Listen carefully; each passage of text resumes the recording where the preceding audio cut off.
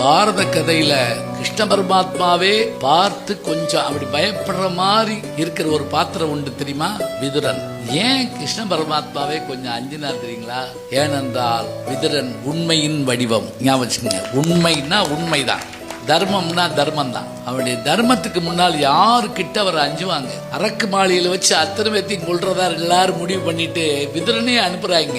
அவங்கள கொண்டு அரக்கு மாளிகையில விட்டுட்டு அரக்கு மாளிகையில கொண்டு பாண்டவர்களையும் குந்தி தேவியும் அவங்க அம்மாவையும் விட்டுட்டு போற போக்குல ஒரு வார்த்தை சொல்லிட்டு போறாங்க. விதுரன் செய்யறது தப்புன்னு தெரியுது, தப்புனாலும் அண்ணன் சொன்னது செஞ்சுதான் ஆகணும். மந்திரி ஒரே ஒரு வார்த்தை சொல்றான், காடு தீப்பற்றெறியும் போது காட்டழிகள் தப்பிவிடும். முடிச்சு போயிட்டான்.